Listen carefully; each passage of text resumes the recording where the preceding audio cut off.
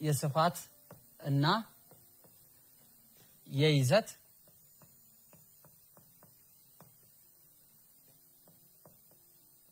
ተግባራዊ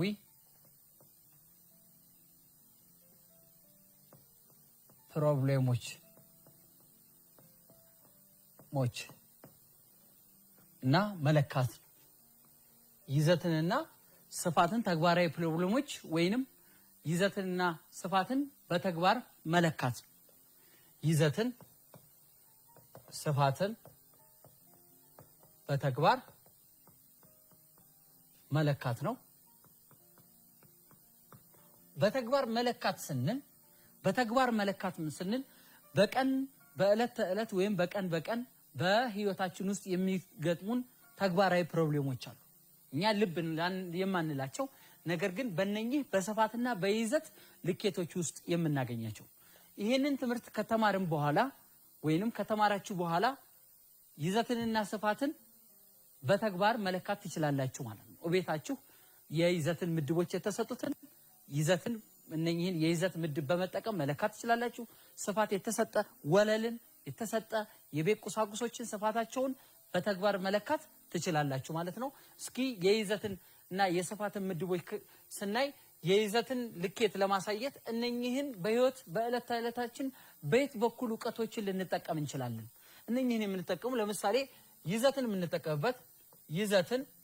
ይዘትን የምንጠቀምባቸው በአካባቢያችን በትምህርት ቤት በተለያየ በእውነተኛው ዓለም በህይወታችን ውስጥ የምንጠቀማቸው ለምሳሌ የውሃ ማጠራቀሚያ ታንከር ብንመለከት ለቤታችን የውሃ ማጠናከሪያ ታንከር ስናደርግ የሚጠራቀመውን ውሃ ይዘት ስንፈልግ በቤተሰቦቻችንን በምንጠቀመው ልክ ስንጠቀም ምን ያክል ሊትር ውሃ ወይንም ምን ያክል ሜትር ኪዩብ ውሃ እንደምንጠቀም ታሳቢ አድርገን ዕውቀቱን ሌላ ደግሞ እንደ ሀገር ደረጃ ደግሞ ስንጠቀም አንድ ግድብ የሚይዘው የውሃ መጠን ስናይ ብዙ አይነት ግድቦች አሉ በኢትዮጵያ። እንዳውም ከዚህ የተሻለው በሀገራችንም በአፍሪካም ትልቁ የኢትዮጵያም የአፍሪካም ኩራት የሆነው የታላቁ የህዳሴ ግድብ ለምሳሌ 74 ኪሎ ሜትር ኪዩቢክ ነው የሚይዘው ውሃ። በዛ ስፋት በተሰጠው ስፋት ላይ 74 ኪሎ ሜትር ኪዩቢክ ውሃ ይይዛል። እነኚህን ለመያዝ መጀመሪያ የሚያስፈልገውን የውሃ የይዘት መጠን አይተን ይሄን ታሳቢ እናደርጋለን። ሌላው ቤት ውስጥ ለመገልገያ የምንጠቀማቸው ቁሶች ለምሳሌ ቤተሰብ ውስጥ የውሃ ጃር ወይንም የውሃ ጀሪካን ስንገዛ ከሱቅ ምን ስንል ምን ያክል ውሃ እንደሚያስፈልገን በዛ መግዛት እንዳለብን ዘይት ለወራዊ ፔዛ ምናምን እያልን ስንጠቀም ሌላው ጋዝ ነዳጅ ለቤት መጠቀሚያ ለምግብ ማብሰያ ለመኪና ስንጠቀም እነኚህን ይዘቶች እንጠቀማለን። የተለያዩ ነገሮች እንጠቀማለን ማለት ነው። የስፋት ምድብ ላይ ስንጠቀም ደግሞ የስፋት ምድቦችን ዕውቀታችንን የት ቦታ ልንጠቀም እንችላለን የሚለው ደግሞ የስፋት ለልማት የሚውሉ ቦታዎች ላይ ባለሀብቶች ለልማት የሚውሉ ቦታዎች ርዝመቱ ይሄን ያክል ወርዱ ይሄን ያክል ርዝመቱ ይሄን ያክል ወርዱ ይሄን ያክል ብለን ስፋት የተለያየ ቦታዎችን ርዝመትና ወርድ ታሳቢ አድርገው ለልማት የሚሆኑ ለተለያዩ ለእርሻዎች ለግንባታ ለኢንዱስትሪ መንደር የምንጠቀማቸዋለን። ለቤት መገልገያ ለምሳሌ ሜትር ከ50 አልጋ ካሬውን ነው የምንለካው። ቁም ሳጥናችን አንሶላ ሜትር ከ50 ነው ምንድነው። ጠረጴዛ የምንከራየው ቤት የምንኖርበት ቤት ርዝመትና ወርዱን ለክተን የወለሉን ስፋት በማድረግ እነኚህን የምንጠቀማቸው ምንድናቸው የስፋትን ዕውቀት በመጠቀም በህይወታችን ላይ እንጠቀማቸዋለን ማለት። ወደ ፕሮብሌሞቹ እንመጣለን። የይዘትን ልኬት በተግባር እንድንለካ የሚያደርጉን የይዘት ተግባራዊ ፕሮብሌሞች አሉ። እነሱን እንሰራለን ማለት ነው። ምሳሌ አንድ ተማሪ 6 ባለ 2 ሊትር በውሃ የተሞሉ የፕላስቲክ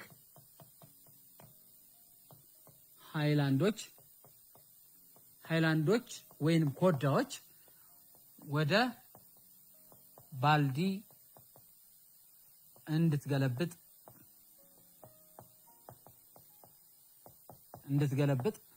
ታዘዘች። 6 ባለ 2 ሊትር ስንት ያዘች?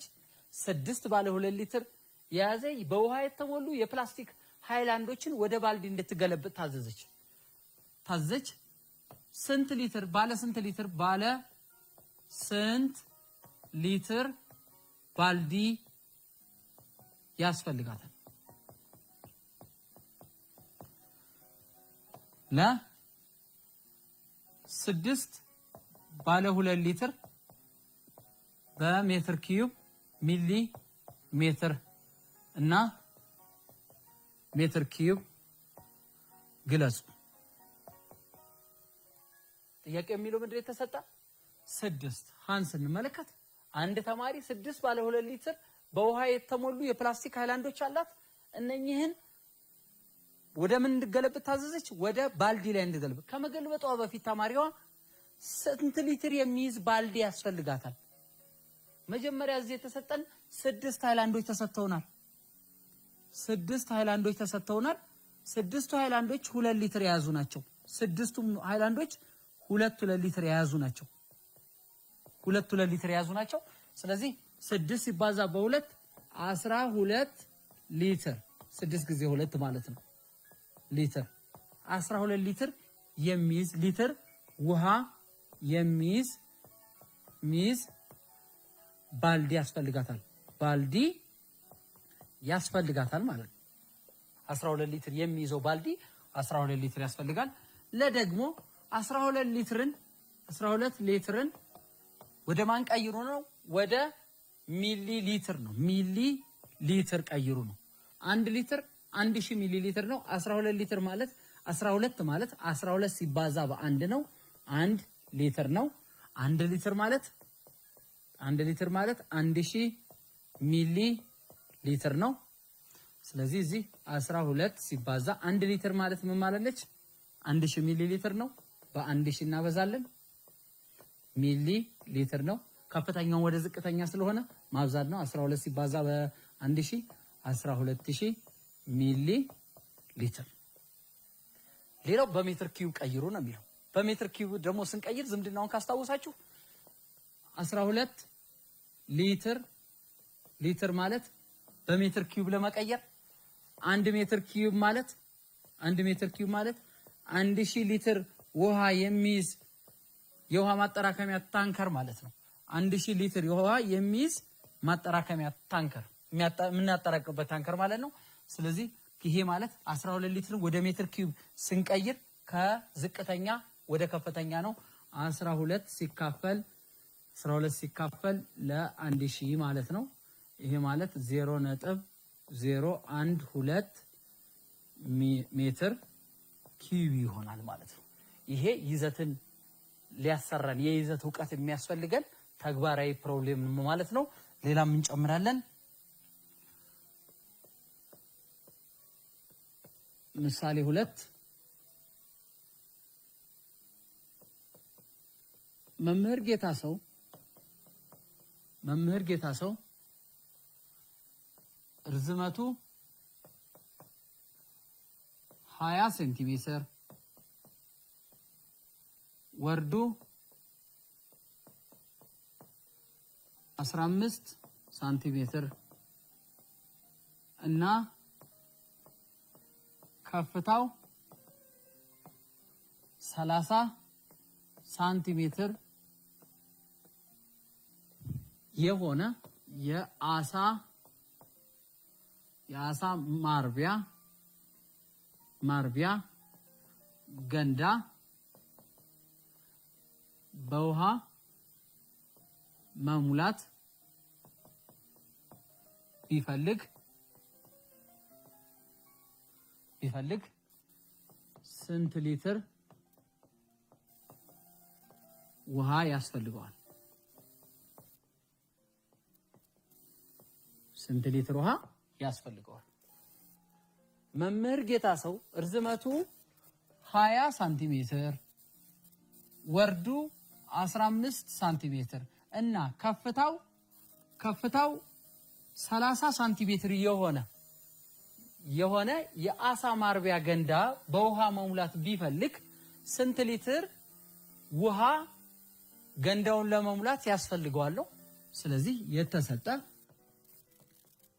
የተሰጠ ርዝመት ስንት ተሰጥቷል? 20 ሴንቲሜትር ተሰጥቷል። ወርዱት ስንት ተሰጥቷል? 15 ሴንቲሜትር ተሰጥቷል። ከፍታው ወይንም ቁመቱ ደግሞ 30 ሴንቲሜትር ተሰጥቷል።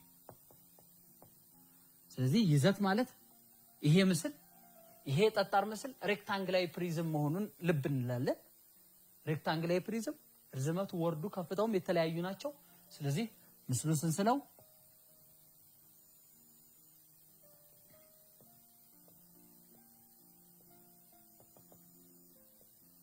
እንደዚህ ነው።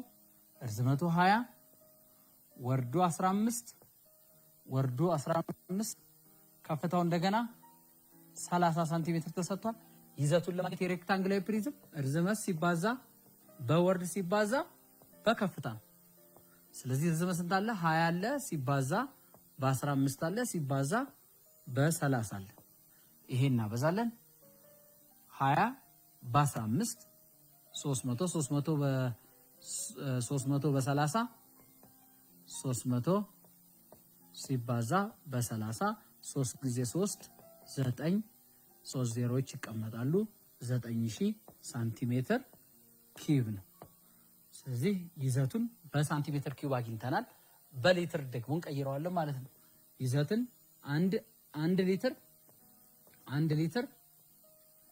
ሊትር ምን ያክል ነው? 100000 ሚሊ ሊትር ነው። ሚሊ ሊትር ነው።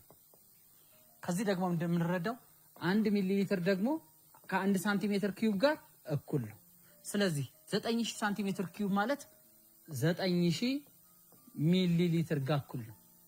ሚሊ ሊትር ጋር ምክንያቱም 9000 ሚሊ ሊትር እና ሳንቲሜትር እኩል ስለሆኑ 9000 ሳንቲሜትር ኪዩብ ጋር እኩል ነው ማለት ነው። ስለዚህ ከዚህ የምንረዳው ምንድነው?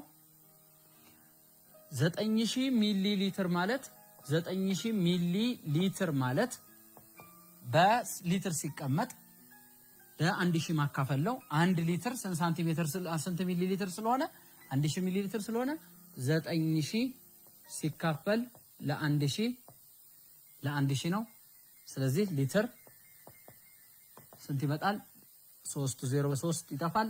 9000 ለ1000 ሲካፈል 9 ሊትር ውሃ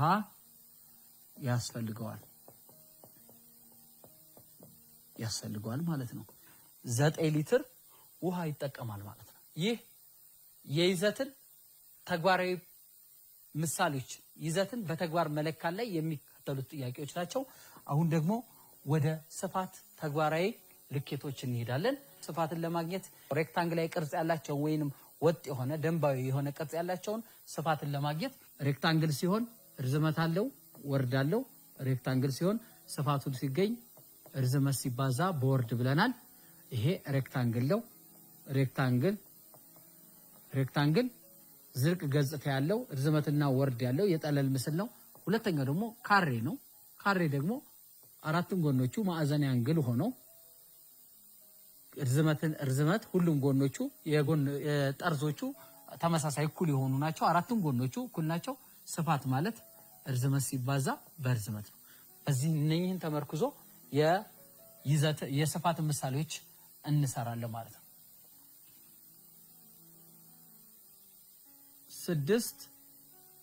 3 ሜትር በ6 ሜትር የሆነ ወለልን በ30 ሳንቲሜትር 30 ሳንቲሜትር 30 ሳንቲሜትር በሆነ ጡብ ማልበስ ለማልበስ 30 ሳንቲሜትር የሆነ ጡብ ማልበስ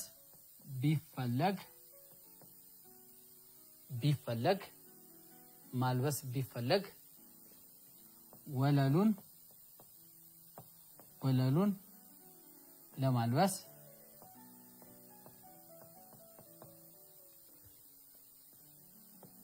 ስንት ተመሳሳይ ጡቦች ያስፈልጋሉ።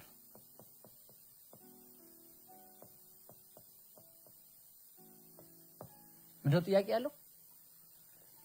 3 ሜትር በ6 ሜትር የሆነ ወለል አለ። ወለል ዝርግ ወለል አለ።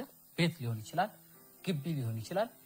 ይሄንን በተመሳሳይ አሃዳዊ ልኬት ባላቸው የካሬ ልኬት ባላቸው ስንት የካሬ ልኬት ባላቸው እቺ አንዷ እቺ 30 በ30 ሳንቲሜትር እቺ 30 ሳንቲሜትር እቺኛውም 30 ሳንቲሜትር በሆነች ጡብ ማልበስ ብንፈልግ ምን ያክል ጡቦች ተመሳሳይ ጡቦች ያስፈልጉናል? ስለዚህ ይሄን ለመስራት የሁለቱም የወለሉ ስፋት እንፈልጋለን። የወለሉ ስፋት ማለት ወለሉ ሬክታንግል ነው። ምክንያቱም እርዝመትና ወርዱ የተለያየ ነው። እርዝመት ሲባዛ በወርድ ነው የሬክታንግል እዚህ ጋር አይተናል። ስለዚህ እርዝመት 6 ሜትር ሲባዛ በ3 ሜትር ነው። 6 ሜትር ማለት ነው በሳንቲሜትር 1 ሜትር ማለት 100 ሳንቲሜትር 1 ሜትር 100 ሳንቲሜትር። ስለዚህ 6 ሜትር ማለት 600 ሳንቲሜትር ነው ሲባዛ በተመሳሳይ 3 ሜትር ማለት 300 ሳንቲሜትር ነው። ስለዚህ 600 300 18 ስለዚህ 4 ዜሮችን እናደርጋለን። 6 ጊዜ 3 አድርገን ዜሮችን እናደርጋለን። 180,000 ሳንቲሜትር ስኩዌር ይመጣል፣ ካሬ ይመጣል። የማን ይሄ የወለሉ ይሄ ወለል ስፋቱ 180,000 ሳንቲሜትር ካሬ መጣ። የጡቧ ደግሞ 30 በ30 ነች። 30 በ30 ነው ካሬ ነች። 30 የጡቡ ስፋት ደግሞ ካሬ ስለሆነ እርዝመት ሲባዛ በርዝመት ነው። 30 በ30 ነው። 30 በ30 ስንት ይመጣል? 900 ሳንቲሜትር ነው። ሳንቲሜትር በሳንቲሜትር ስለሆነ ጡቡ የተቀመጠው ሳንቲሜትር ካሬ ነው። ስለዚህ የወለሉ ስፋት አለ፣ የጡቦች ስፋት አለ። ካሬ ሲካፈል 900 ሳንቲሜትር ካሬ ነው። ሳንቲሜትር ካሬ በሳንቲሜትር ካሬ ነው ማለት ነው። ስለዚህ 20 በ20 ይቀራል። እዚህ ምን ያክል አሉ? 1800 ሲካፈል 9 200 ጡቦች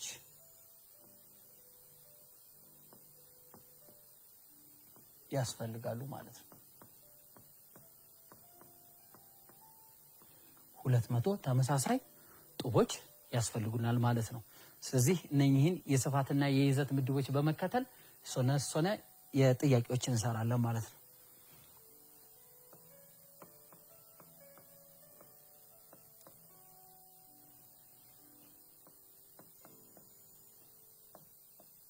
አንደኛ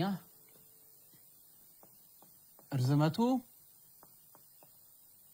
4 ሜትር በ5 ሜትር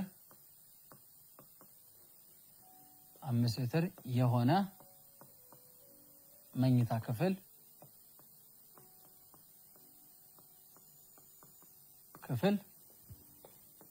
የወለሉ ስፋት ምን ያክል ነው?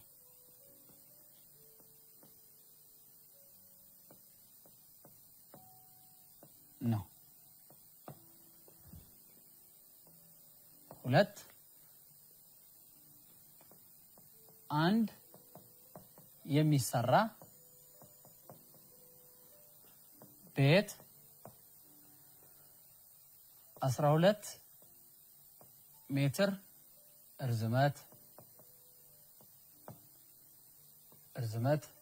8 ሜትር ወርድ እና 1 ሜትር ጥልቀት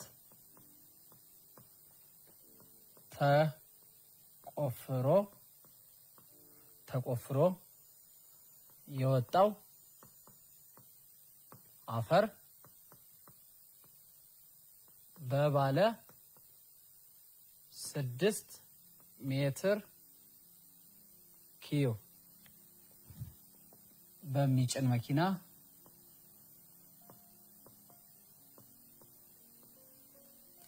ቢጓዝ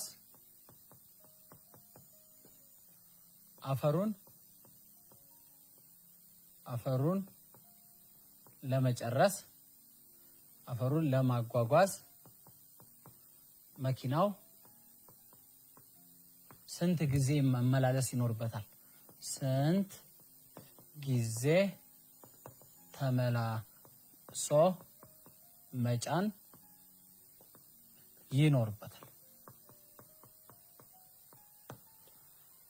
እሺ ተማሪዎች እነኚህ ሁለቱ ጥያቄዎች የመጀመሪያው ጥያቄ እርዝመቱ 4 ሜትር 6 ሜትር እና የሆነ የመኝታ ክፍል የወለሉ ስፋት ምን ያክል ነው? ሁለተኛው ጥያቄ ደግሞ አንድ የሚሰራ ቤት እርዝመቱ 12 ሜትር ወርዱ ደግሞ 8 ሜትር እንዲሁም ጥልቀቱ ወደ መሬት ደግሞ 1 ሜትር ጥልቀቱ ተቆፍሮ የወጣውን አፈር በባለ 6 ሜትር ኪዩብ በሚጭን መኪና ተመላልሶ ለማጋዝ መኪናው ስንት ጊዜ ተመላልሶ መጨረስ ይችላል የሚለውን ጥያቄ በ4 ደቂቃ ሞክራችሁ ተመልሰን አብረን እንሞክራለን ማለት ነው።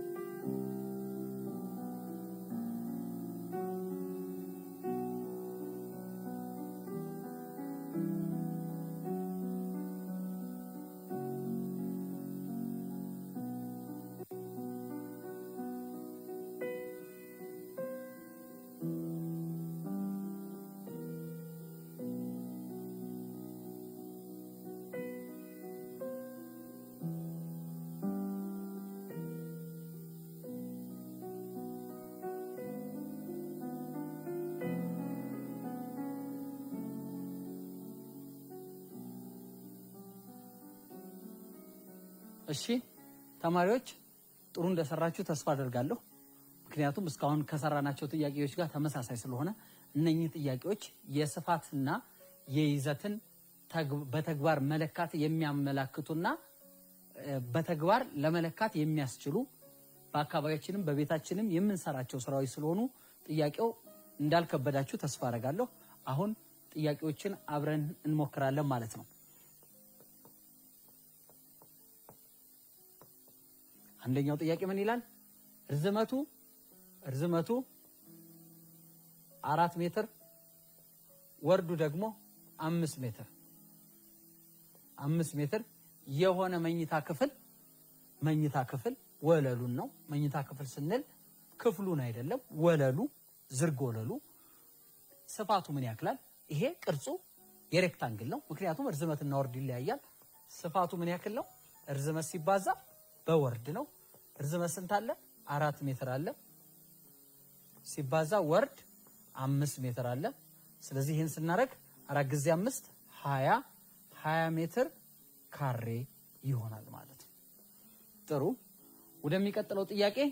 ወደሚቀጥለው ጥያቄ ስንሄድ የሚቀጥለው ጥያቄ ደግሞ አንድ 12 ሜትር ርዝመት 8 ሜትር ወርድና 1 ሜትር ጥልቀት ያለው ተቆፍሮ የወጣ ቤት የሚሰራው አፈሩን ወጥቶ 6 ሜትር ኪዩብ በሚጭን መኪና አግዞ ለመጨረስ ምን ያክል ጊዜ መኪናው መመላለስ ይገባዋል? ስለዚህ መጀመሪያ የምንሰራው ይዘቱን እንሰራለን። የማን ከቤቱ ውስጥ ተቆፍሮ የወጣውን አፈር ነው። አፈሩ ደግሞ ቤት ለመስራት መሰረት ስለሚያስፈልግ ከመሰረቱን ለመስራት ደግሞ ቤቱ ወደታች መቆፈር አለበት። ስፋት፣ ርዝመት፣ ወርድ ተሰጥቶናል፣ ከፍታ ተሰጥቶናል። ስለዚህ የተሰጠን ማናለን? ርዝመት 12 ተሰጥቷል፣ ወርድ ደግሞ 8፣ እንዲሁም ጥልቀቱ ወደታች የሚቆፈረው መሬቱ የሚቆፈረው 1 ሜትር ነው። ስለዚህ ይዘት ማለት ርዝመት ሲባዛ በወርድ ሲባዛ በከፍታ ወይም በቁመት ነው። ይሄ ሬክታንግላዊ ፕሪዝም ነው። ሬክታንግላዊ ፕሪዝም የጠጣር ምስል ርዝመቱም ወርዱም ከፍታ የተለያዩ የጎን ቀርጸሮቹ ወለል ያለው። ስለዚህ ርዝመቱ 12 ሜትር ሲባዛ በ8 ሜትር ሲባዛ ከፍታ ወይንም ጥልቀቱ 1 ሜትር ነው። ስለዚህ 12 በ8 96 ሲባዛ በ1 96 ሜትር ኪዩቢክ ይሆናል። የምኑ ይዘት ከመወለል ውስጥ ከቤት ውስጥ ወደታች ለመሰረት መስሪያ ተቆፍሮ የወጣው አፈር 96 ሜትር ኪዩብ ነው። ይሄን አፈር በ6 ሜትር ኪዩብ በ6 ሜትር ኪዩብ በሚጭል መኪና አግዞ ለመጨረስ ምን ያክል ነው? ስለዚህ መኪናው የሚመላለሰው ብዛት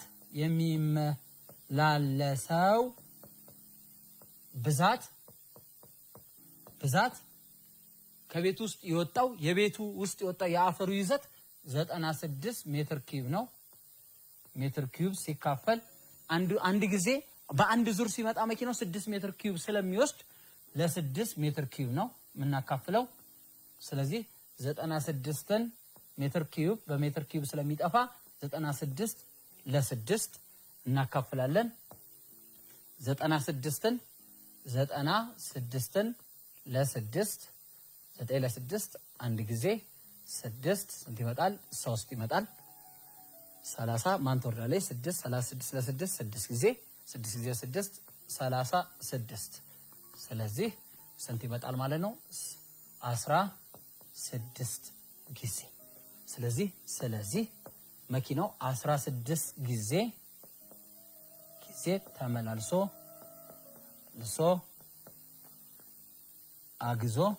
አግዞ አፈሩን አግዞ ይጨርሳል ማለት 16 ጊዜ አንድ ዙር 6 ሜትር ኪዩብ በማጋዝ 16 ጊዜ በመመላለስ አጠቃላይ አፈሩን አግዞ ይጨርሳል ማለት ነው። ጥሩ ተማሪዎች፣ የዛሬው ርዕሳችን ስፋትንና ይዘትን በተግባር መለካት ነው። በተግባር መለካትም ቤቶቻችንና ትምህርት ቤቶቻችን በአካባቢያችን እንዴት እነኚህን ዕውቀት የሚያስፈልጉትን ዕውቀቶች እንዴት መጠቀም እንደምንችል አይተናል።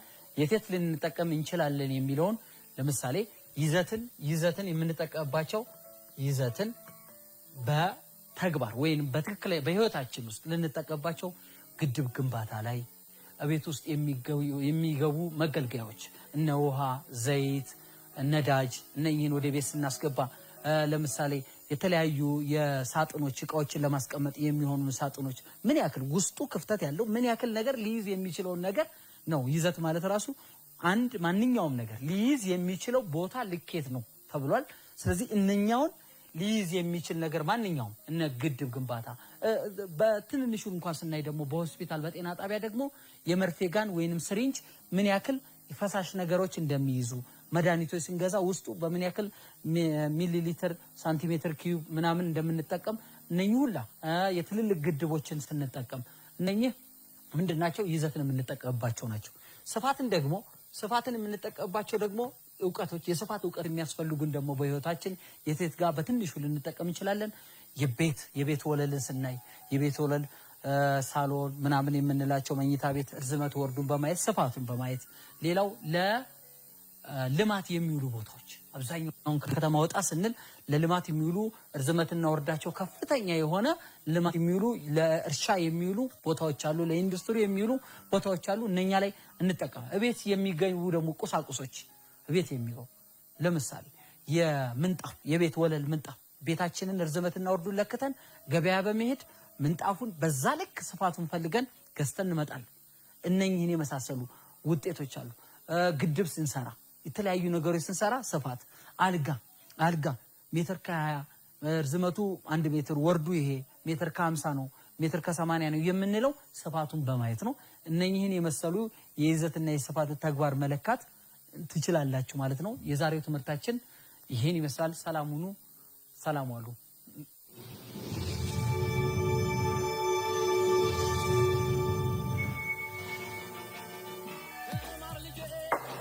In this video, I'm going to show you how the ultra-rich vacation in one of Asia's cheapest countries. You see, being just rich these days, it's boring. Where it's at is being the ultra-rich, which means having a net worth of over $30 million.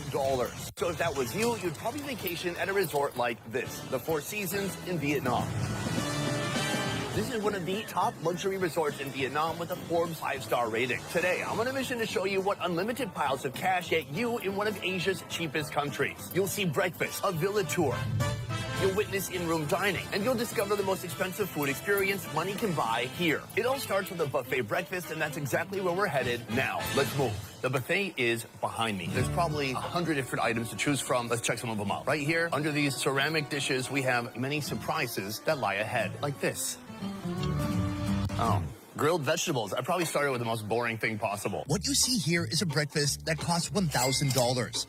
Well, to be more accurate, the villa costs $1,000 and the breakfast is included. Let's see if it's worth it. As we move around this way, there's a food making station. From your table, you can order noodles, and all those noodles are going to be prepped right here. Right here, we have the fruit section. What I love is this right here, coconuts. Branded, Four Seasons. Here they have every different type of tropical fruit that you could ever find in Vietnam. For example, star apple fruit. I've literally never heard of that until this moment, and I've lived here for 9 years. We also have dragon fruit, jackfruit, mango, passion fruit. And then here we have